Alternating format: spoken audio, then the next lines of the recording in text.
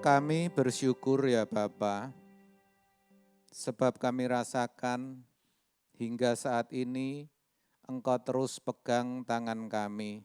Engkau tidak lepaskan tangan kami. Terima kasih oleh karena penyertaan, perlindungan, dan kemurahan-Mu ya Bapa. Sehingga pagi ini kami boleh ada di tempat ini dalam keadaan baik, bahkan kami boleh beribadah, berbakti kepadamu, memuji, mengagungkan nama-Mu. Terima kasih Bapa. Sebentar kami akan mendengarkan suara-Mu, kiranya Engkau menolong dan memberkati kami semua. Engkau ambil alih pemberitaan firman-Mu, Roh Kudus, sehingga Engkau Allah sendiri yang berbicara kepada kami. Urapilah kami semua, baik hamba-Mu yang akan menyampaikan isi hati-Mu maupun setiap kami yang hadir. Engkau berkati dengan hikmat-Mu sehingga kami boleh mengerti akan firman-Mu bahkan hidup di dalamnya. Terima kasih ya Bapa, sekali lagi sepenuhnya kami serahkan pemberitaan firman-Mu hanya di dalam nama Yesus. Haleluya, mari setiap kita yang siap untuk mendengar firman dan hidup di dalamnya, katakan bersama-sama, amin, amin. Silahkan duduk Bapak Ibu Saudara yang dikasihi Tuhan. Shalom. Bagaimana keadaan Bapak Ibu Saudara pagi ini? Ya, seperti biasa saya juga menyapa saudara-saudara kita yang ada di Wonogiri, mungkin yang mengikuti ibadah live streaming ini juga dimanapun mereka berada yang mengikuti acara ini, shalom, dan kami percaya saudara semua dalam keadaan baik tanpa kurang suatu apapun. Amin saudara. Ya puji Tuhan kalau pagi ini kita boleh ada di tempat ini, kita boleh memuji, berbakti kepada Tuhan dalam suasana yang penuh sukacita dan ucapan syukur. Dan saya percaya sepanjang minggu yang lalu, Tuhan sudah menyertai, menolong, serta memberkati saudara semuanya. Amin. Kita beri tepuk tangan untuk Tuhan kita. Ya, puji Tuhan, saudara tanpa terasa seminggu sudah berlalu, kita merayakan Paskah. Ya, apa itu Paskah, saudara? Kebangkitan Tuhan Yesus. Ya, dan sebenarnya kalau kita mau akui secara jujur, kebanyakan kita orang percaya itu terjebak dalam yang namanya liturgi atau tata cara gereja. Sehingga dengan demikian kita kurang bisa menghayati, memaknai, bahkan menghidupi ibadah kita. Kalau minggu lalu kita memperingati Paskah, kebangkitan Tuhan Yesus, saya pikir saudara memperingati Paskah itu sudah berulang kali. Bahkan kalau yang Kristen sejak kecil, seandainya sekarang usianya 40 tahun, pasti sudah lebih dari 30 tahun. Minimal. Tapi yang jadi pertanyaan, apakah ketika kita memperingati hari-hari raya agama kita, kekristenan kita seperti Paskah, ada implikasi di dalam hidup kita. Apakah ada atau terjadi suatu perubahan ketika kita selesai memperingatinya? Semakin lebih banyak atau semakin banyak kita memperingati, semakin banyak perubahan yang terjadi di dalam kehidupan kita. Atau sebaliknya, kita meskipun menghadiri atau mengikuti peringatan Paskah, tidak beda dengan kalau mengikuti ibadah biasa. Ke gereja, kemudian pulang, bahkan ironisnya tidak mengalami perubahan apapun di dalam hidup kita. Padahal kalau kita boleh menyadari bahwa kebangkitan itu merupakan suatu pokok atau ajaran yang penting di dalam kekristenan. Andai kata Yesus tidak bangkit, Maka Alkitab mengatakan di kitab Korintus, sia-sialah pemberitaan firman dan sia-sialah iman kita. Artinya kita ke gereja, kita percaya dengan Yesus itu percuma saja kalau Yesus itu tidak bangkit. Itulah sebabnya sejatinya sebagai orang percaya kita harus benar-benar memahami dan memaknai kebangkitan daripada Yesus. Dan pagi ini saya mau katakan kepada saudara ada satu hal yang lebih penting lagi yang saudara mesti tahu. Bahwa tidak ada yang namanya kebangkitan tanpa kematian, saudara. Begitu juga yang mulia Tuhan Yesus. Tentu dia tidak mungkin dan tidak akan pernah bangkit kalau ia tidak mati. Amin, saudara. Itulah kenapa kematian Yesus diperingati seluruh umat di dunia ini. Bahkan dijadikan hari raya yang besar. Dikatakan sebagai Jumat Agung. Betul saudara? Agung itu artinya apa? Besar. Ya, itu diakui di dunia. Tetapi yang perlu dipertanyakan atau dipersoalkan adalah, pernahkah saudara dan saya berpikir kenapa Yesus mati? Nah, saya kok ragu ya, saya merasa bahwa jarang di antara kita yang sempat memikirkan akan hal itu. Kenapa ya? Karena biasanya orang Kristen sudah merasa tahu alasan kenapa Yesus mati. Kalau saya tanya saudara, kenapa Yesus mati? Jawaban saudara apa kira-kira? No, malah diam, ya kan? Padahal sudah Kristen lama loh ini. Kenapa Yesus mati, saudara? Nah, ada yang bersuara menebus dosa-dosa manusia. Salah enggak kira-kira? Enggak salah, saudara. Karena di dalam Yohanes 1 ayat 29, ya, Yohanes Pembaptis ketika pagi-pagi dia melihat Yesus, dia berkata, inilah anak domba Allah yang menghapus dosa dunia. Dikatakan seperti itu. Di dalam terjemahan bahasa Indonesia masa kini dikatakan dengan istilah mengangkut dosa dunia, bukan menghapus dosa dunia. Kalau bicara dosa dunia, maka pengertiannya pasti dosa semua manusia. Betul? Nah, itu juga harus kita mengerti dengan baik. Yang dimaksud dosa semua manusia adalah dosa yang pernah dilakukan, sedang dilakukan, atau akan dilakukan. Semuanya sudah dihapus, semuanya sudah diangkut, semuanya sudah diselesaikan oleh Yesus. Di mana? Di kayu salib. Kapan? Ketika Yesus mati. Saudara bisa ngerti? Amin. Nah, lalu yang bisa dimunculkan pertanyaan selanjutnya, kalau untuk menghapus dosa manusia, kenapa Yesus mesti mati? Kan Yesus merupakan tokoh sentral atau pemeran utama di dalam kekristenan. Istilahnya dalam satu film atau drama itu kalau bahasa Jawanya lakon. Betul? Itu Yesus. Kok Yesus malah mati? Apa enggak tragis, saudara? Pernah enggak kita berpikir seperti itu? Atau kita berpikir, kenapa ya kok Yesus mau juga ya sebagai tokoh utama mati begitu? Nah, jawabnya saudara, karena Yesus rela untuk melakukan kehendak Bapa dan menyelesaikan rencananya. Itu alasannya. Jadi kenapa Yesus rela mati untuk menghapus dosa manusia?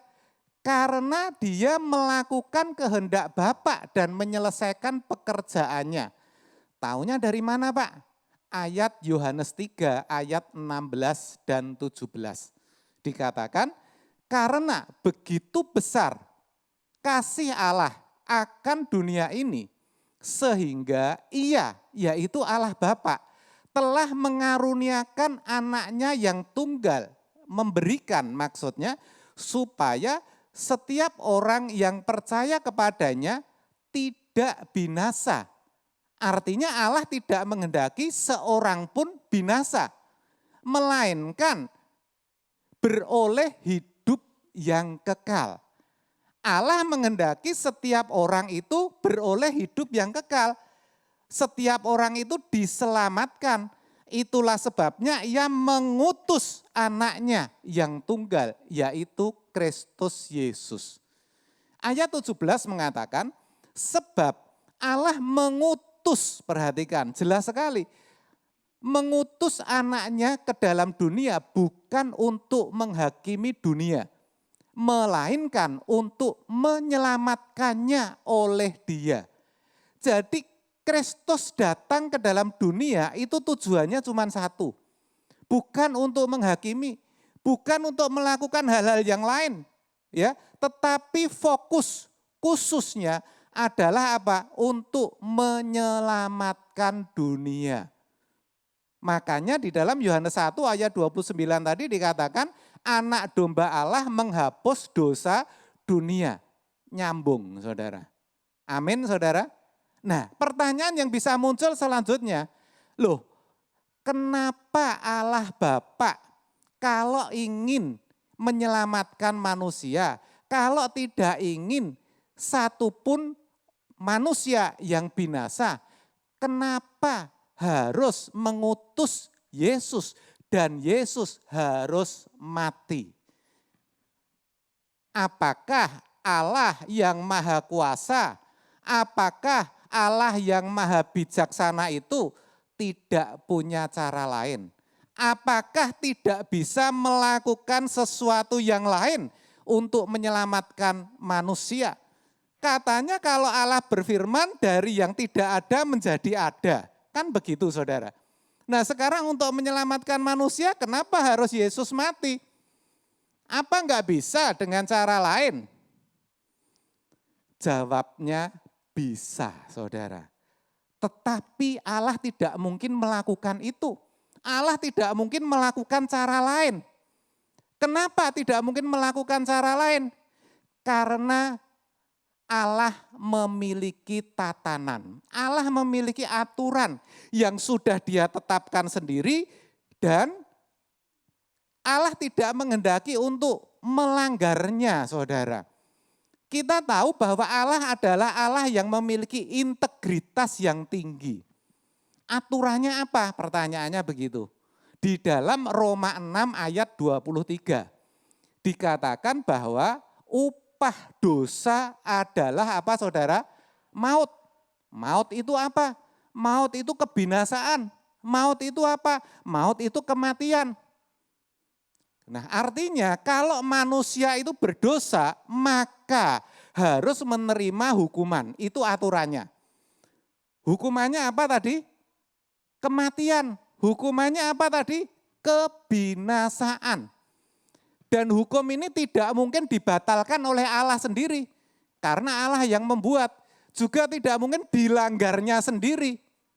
Oleh sebab itu, kalau Ia menghendaki untuk menyelamatkan manusia, atau kalau Ia menghendaki agar manusia itu tidak binasa, maka harus ada yang menggantikan hukumannya. Maka harus ada yang mati, gampangnya gitu. Jelas bukan? Ngerti saudara? Lah lalu yang mati siapa kalau begitu? Nah itu jawabnya. Maka Dia mengutus putra tunggalnya datang ke dalam dunia, ya. Untuk apa? Untuk mati. Karena dengan kematiannya itu Yesus sesungguhnya menggantikan tempat manusia. Yesus menjalani hukuman yang seharusnya dijalani oleh manusia. Memang Yesus itu menderita, tetapi penderitaannya itu untuk menanggung dosa manusia. Memang Yesus itu sengsara di dalam dunia, tetapi kesengsaraannya bukan karena dia bersalah, tetapi salah daripada kita. Amin. Itulah kenapa tadi di dalam pujian ya ditayangkan pujian balada pemikul salib. Dikatakan di jalan terjal berdebu, tertatih-tatih langkahmu. Terus anak manusia pikul salibnya, tak sepatah pun keluhmu, walaupun nyeri lukamu, Tuhanku Yesus, Juru Selamatku. Lalu gimana? Sesungguhnya sengsaramu karena salahku, sesungguhnya deritamu karena dosaku, sesungguhnya kedatanganmu gantikan tempatku, agar aku tak binasa. Saudara bisa bersama, sesungguhnya sengsaramu karena salahku, sesungguhnya deritamu karena dosaku, sesungguhnya kedatanganmu gantikan tempatku, agar apa? Agar aku tak binasa. Agar apa? Agar aku tak binasa. Agar apa saudara? Agar aku tak binasa.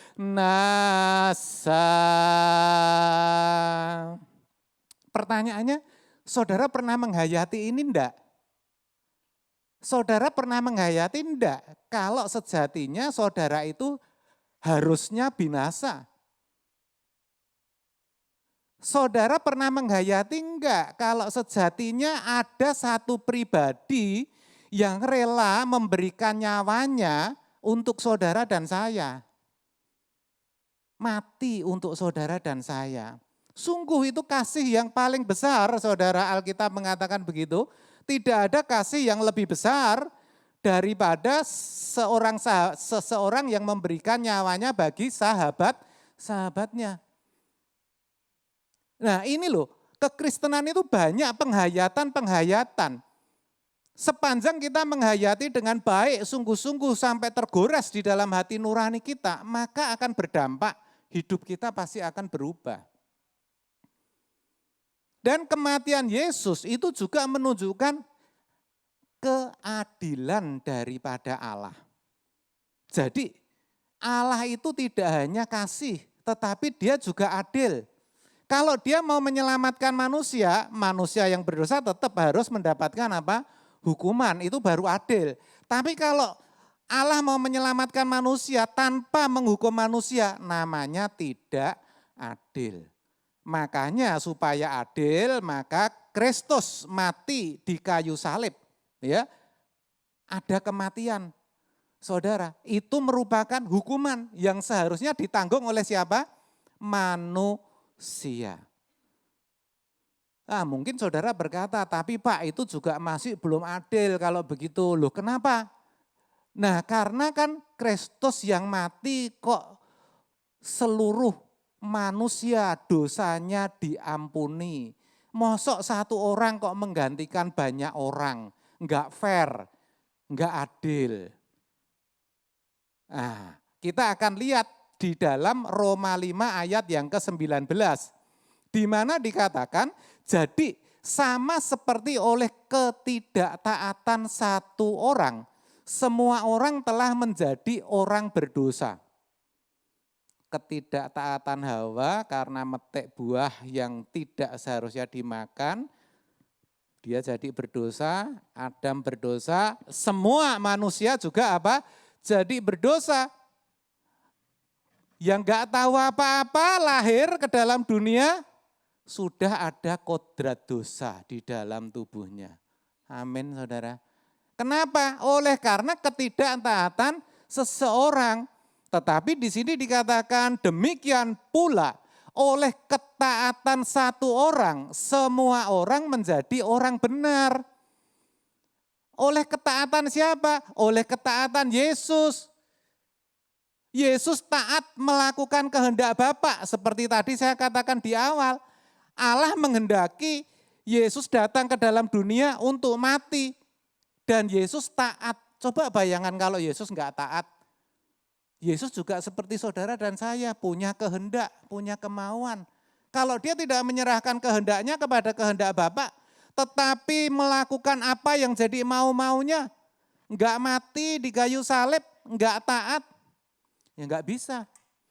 Tetapi beruntung di sini dikatakan demikian pula oleh ketaatan satu orang, semua orang menjadi orang benar. Oleh karena Yesus taat sampai mati, bahkan mati di kayu salib dikatakan demikian, maka semua orang, saudara dan saya menjadi orang benar. Maksudnya orang benar di sini adalah belum sungguh-sungguh benar, tetapi untuk sementara waktu kita dibenarkan. Untuk sementara waktu dosa-dosa kita enggak dianggap lagi. Itu maksudnya begitu. Lalu berarti Pak, kalau begitu Yesus mati untuk semua orang Pak. Untuk menebus dosa semua orang Pak. Oh iya, lebih jelas lagi kalau kita baca di dalam 2 Korintus 5 ayat 15. Dikatakan, dan Kristus telah mati untuk semua orang. Kurang jelas apa saudara? Kristus mati untuk semua orang. Maksudnya Pak? Maksudnya orang yang pernah hidup, yang sekarang sedang hidup, dan yang akan lahir. Jadi kematian Yesus untuk semua orang sekali. Saudara, Yesus mati cuma sekali. Supaya apa? Mereka yang hidup tidak lagi hidup untuk dirinya sendiri, tetapi untuk Dia yang telah mati dan telah dibangkitkan untuk mereka. Saya sengaja pelan-pelan supaya saudara jelas. Ngerti saudara? Jadi kematian Yesus itu merupakan satu peristiwa besar, itu benar. Merupakan suatu peristiwa yang sangat penting, itu benar. Kenapa? Karena kalau Yesus tidak mati, sekali lagi, kalau Yesus tidak mati, maka semua orang tanpa kecuali, baik yang beriman kepada Yesus ataupun tidak, ketika meninggal, ketika mati langsung meluncur ke neraka. Tidak ada hitungannya. Kok gitu Pak? Iya, karena Roma 3 ayat 23 mengatakan semua orang sudah berbuat dosa dan kehilangan kemuliaan Allah. Orang yang berdosa hukumannya tadi kita sudah bahas maut, maka semua meluncur ke neraka. Tidak akan pernah ada penghakiman. Tetapi bersyukur karena Kristus mati untuk semua orang, maka bisa ada perhitungannya. Maka ada penghakiman saudara.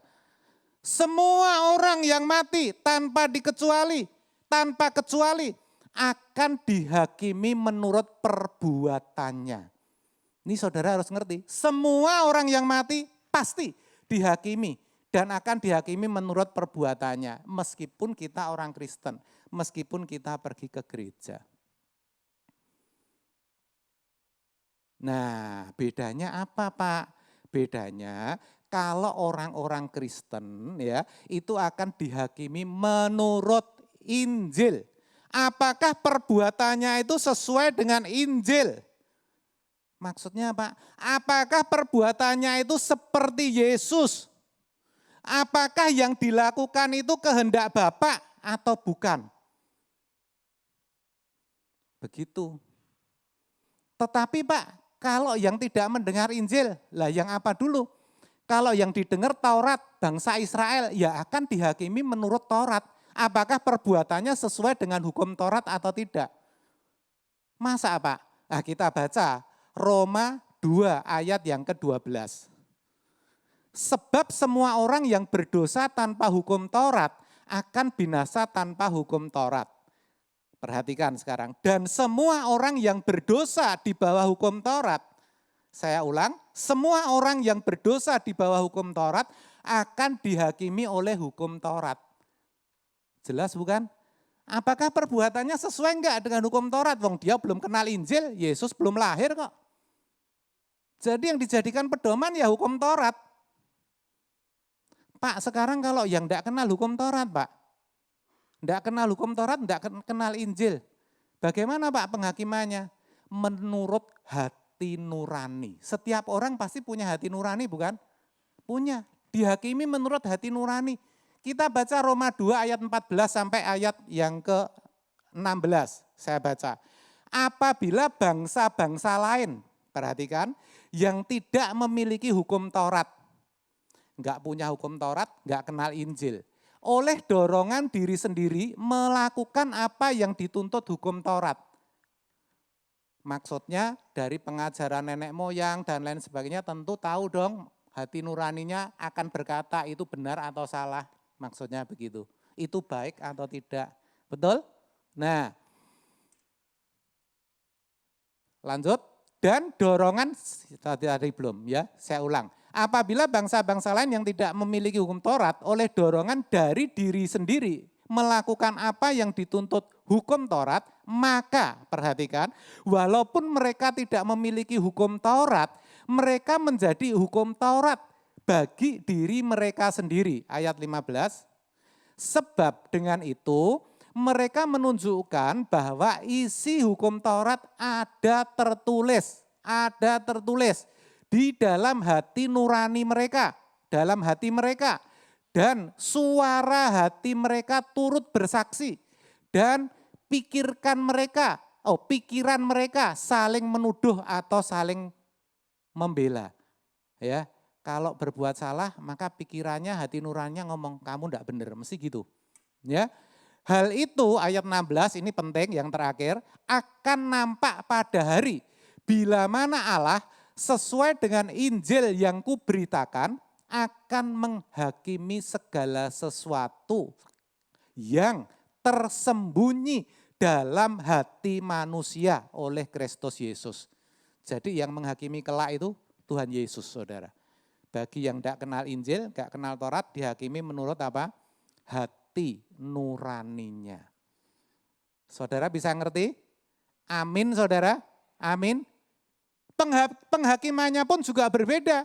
Kalau orang yang mengerti Injil, saudara dan saya dihakimi sesuai dengan Injil, itu untuk menentukan upah saudara. Apakah saudara akan memerintah bersama-sama dengan Kristus? Apakah saudara akan menjadi anggota keluarga kerajaan Allah nanti di langit baru dan bumi baru? Atau saudara menjadi masyarakat biasa? Tetapi bagi orang yang tidak kenal Injil, penghakimannya bukan untuk itu, tetapi hanya untuk menentukan apakah mereka berhak untuk masuk ke langit baru dan bumi yang baru. Beda bukan saudara? Jadi dari sini kita juga bisa ngerti bahwa tidak ada keselamatan di luar Yesus. Semua keselamatan hanya di dalam Yesus. Karena tanpa Yesus mati di kayu salib, tak seorang pun bisa selamat. Amin saudara. Nah ini loh yang penting kita hayati. Ini yang perlu orang percaya itu ketahui. Sehingga apa? Sehingga kalau kita memperingati kematian Kristus, Jumat Agung, itu ada implikasi, ada dampak. Kematian Yesus itu harus membawa kepada perubahan hidup. Klik. Jadi kalau saudara belum mengalami perubahan hidup, saudara tidak ngerti kenapa Yesus mati. Gampangnya seperti itu. Karena tadi di dalam 2 Korintus 5 ayat 15 dikatakan Kristus mati untuk semua orang supaya mereka yang hidup tidak lagi hidup untuk dirinya sendiri, tetapi hidup bagi Dia yang telah mati dan bangkit untuk mereka. Jadi karena Kristus telah mati, maka konsekuensinya saudara dan saya ini hidupnya enggak boleh sembarangan.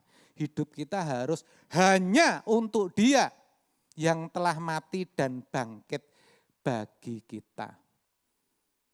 Itu artinya apa? Itu artinya kita hanya hidup bagi Dia. Klik. Hidup bagi Kristus. Kemutlakan. Tidak bisa tidak. 1 Korintus 6 ayat 19 sampai 20 dikatakan kita itu sudah lunas dibayar. Jadi hidup kita bukan milik kita lagi, tetapi milik Kristus. Enggak boleh berbuat apapun kalau Tuhan tidak menghendaki. Pertanyaannya sekarang, Pak, kalau begitu hidup bagi Kristus itu seperti apa, Pak? Nah, hidup seperti Kristus maksudnya kita harus hidup hanya bagi Dia, bukan bagi yang lain. Dengan kata lain, kita harus mati atas dosa dan atas dunia. Klik. Orang percaya harus mati atas dosa dan dunia dan hidup dalam kesucian Allah. Itulah new way, itulah jalan baru. Enggak boleh lagi hidup atas dosa. Tubuh dosa kita itu sudah hilang kuasanya, sudah mati bersama dengan kematian Kristus. Kalau sampai sini mungkin saudara berkata, saya juga sudah enggak berbuat dosa, Pak, enggak mencuri, enggak membunuh, enggak berzina. Tetapi bukan hanya itu, saudara. Maksudnya mati atas dosa, itu kita harus bisa menanggalkan seluruh dosa kita, baik yang menyangkut hal-hal yang tampak atau lahiriah maupun yang tidak nampak atau batiniah. Justru yang penting itu kondisi batiniah kita. Kalau kondisi batiniah kita itu diubahkan, bisa mencapai standar kesucian Allah, bisa mengerti kehendaknya sesuai pikiran dan perasaan Allah, maka otomatis itu akan terpancar di dalam hidup kita melalui pikiran, perasaan, tutur kata, perbuatan, dan tingkah laku kita. Semua pasti berubah kalau batin kita berubah dulu. Nah, batin kita bisa berubah hanya oleh firman. Ya. Darah Yesus hanya bisa menyucikan dosa kita. Darah Yesus di kayu salib hanya bisa menghapus dosa kita. Tetapi kodrat dosa yang ada di dalam tubuh kita hanya bisa dikuduskan oleh kebenaran atau firman. Yohanes 17 ayat 17, kalau bisa diklik, tidak ada di situ. Ya. Firman-Mu adalah kebenaran. Kuduskanlah mereka dalam kebenaran, itu bunyinya, itu doa Tuhan Yesus, saudara. Jadi yang bisa menguduskan, yang bisa membebaskan manusia dari bibit dosa adalah apa? Firman Allah. Itulah sebabnya dalam Ibrani 12 ayat 1 dianggap sebagai suatu pertandingan atau perlombaan untuk menanggalkan beban dan dosa. Beban dan dosa. Dosa tadi sudah saya jelaskan, beban bicara tentang keinginan-keinginan duniawi. Jadi tidak hanya orang percaya harus bebas atas dosa, tetapi juga tidak mengingini dunia lagi.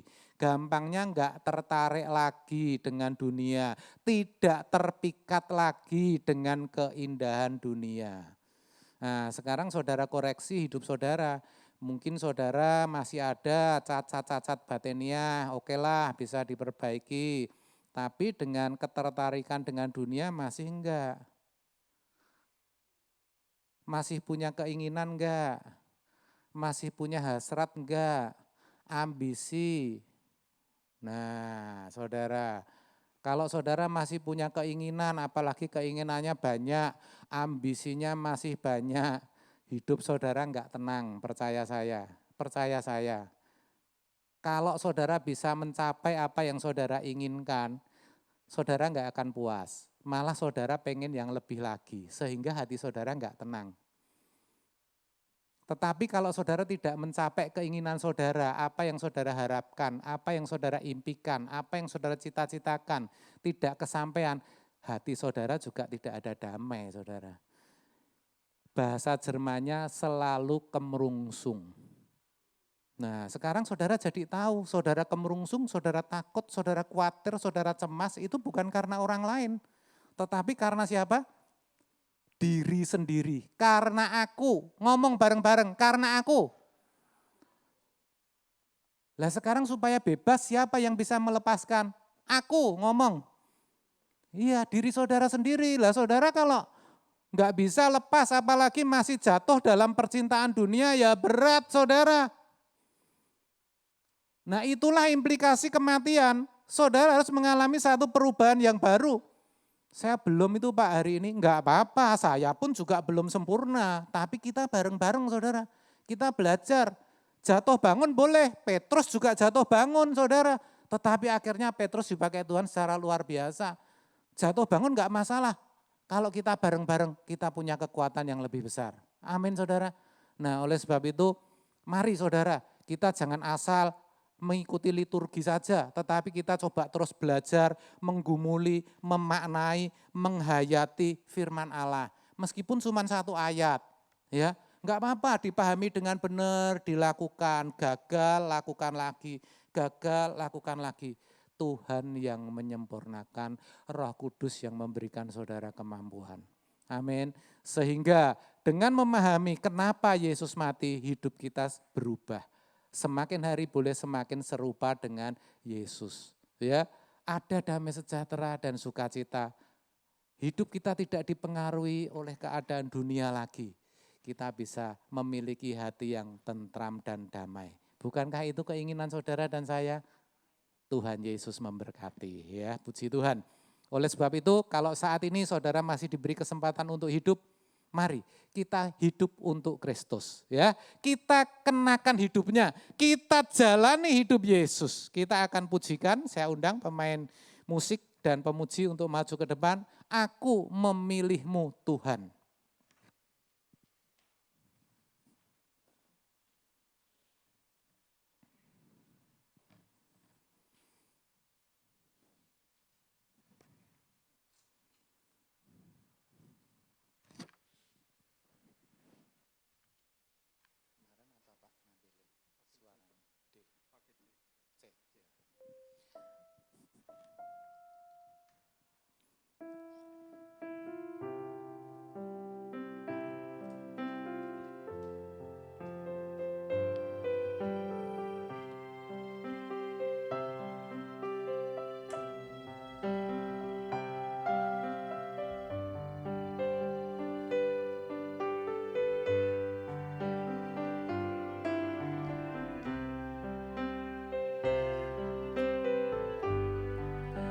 Aku memilihmu Tuhan, yes. Kau segalanya bagiku, amin. Ku mengenakan hidupmu dalam setiap langkahku. Diriku telah kau beli, haleluya, dengan darah yang suci.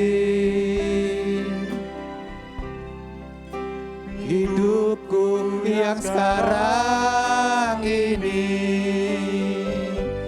bukannya aku lagi.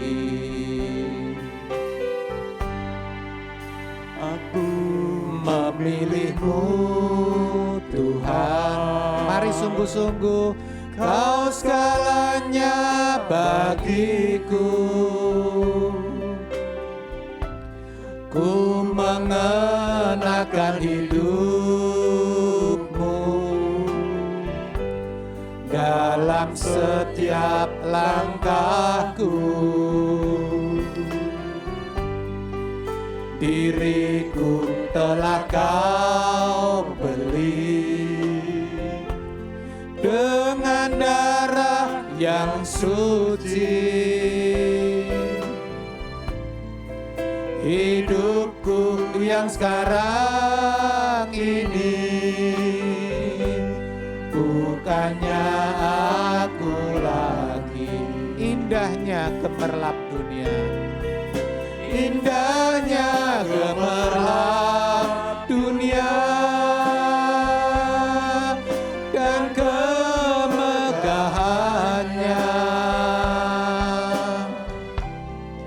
Rela ku tinggalkan dan aku lepaskan, tak ku ingini lagi.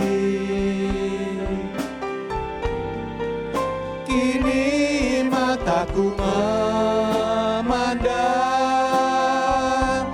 Tuhan Yesus kan datang. Langit dan bumi yang baru, kerinduan hati. Musik bisa mengalun lembut.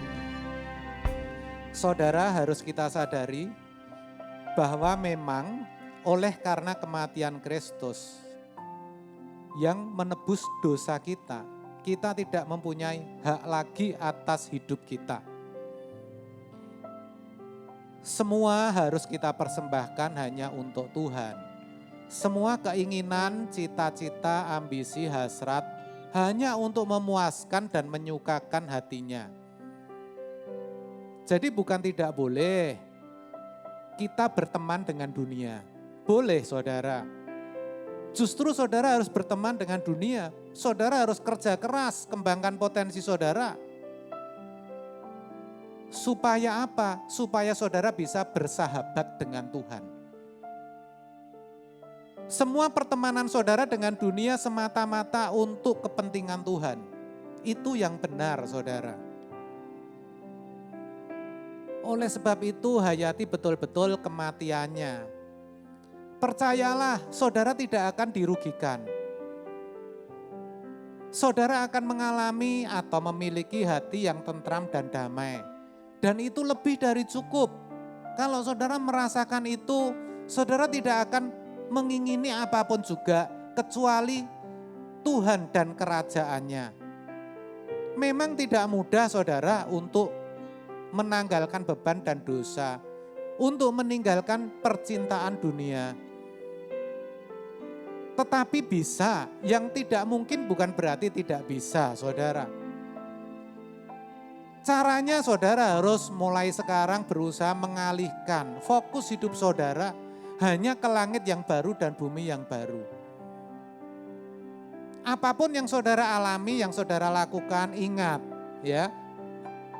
Ingat saudara, langit yang baru dan bumi yang baru.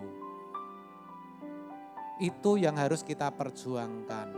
Itulah kenapa pujian ini mengatakan kita harus mengenakan hidup daripada Yesus.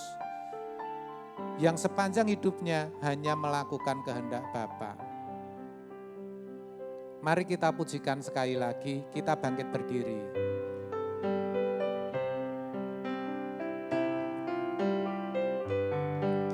Aku memilihmu Tuhan, Kau segalanya bagiku.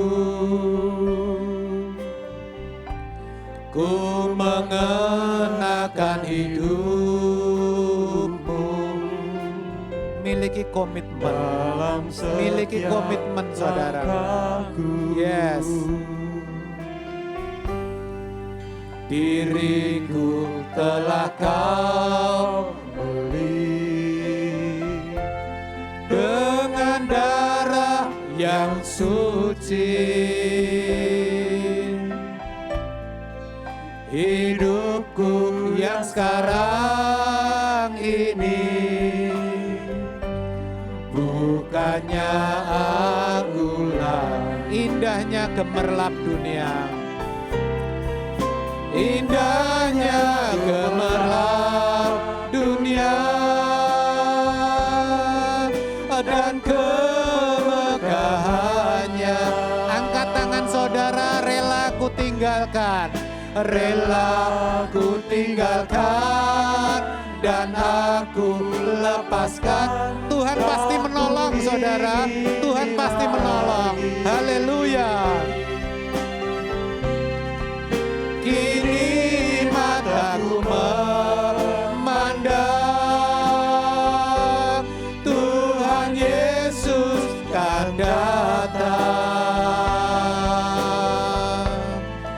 Langit dan bumi yang baru, kerinduan hati. Lagi indahnya gemerlap dunia, gemerlap dunia, dan kemegahannya. Angkat lagi tangan saudara, katakan aku rela, rela ku tinggalkan, dan aku lepaskan, tak ku ingini lagi.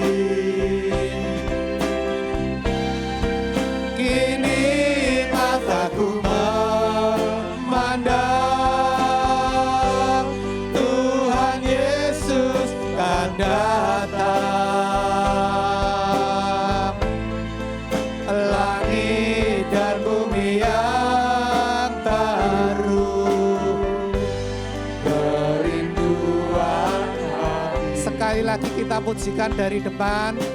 Doa firman kami serahkan kepada Ibu Mei.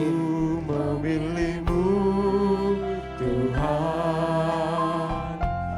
Kau segalanya bagiku. Mengenakan hidupmu dalam setiap langkahku. Diriku telah kau beli dengan darah yang suci. Hidupku yang sekarang ini bukannya aku lagi. Indahnya gemerlap dunia, dan kemegahannya. Katakan rela ku tinggalkan, rela ku tinggalkan, dan aku lepaskan, tak ku ingini lagi. Kini mataku memandang Tuhan Yesus kan datang. langit dan bumi yang baru. Langit dan bumi yang baru. Katakan kerinduan hatiku. Kerinduan hati. Katakan langit dan bumi yang baru, kerinduan hatiku. Langit dan bumi yang baru. Sekali lagi katakan, angkat tanganmu. Langit dan bumi yang baru. Langit dan bumi yang baru.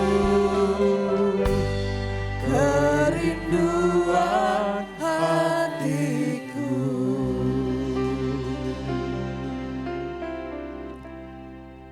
Bapa, inilah pernyataan kami.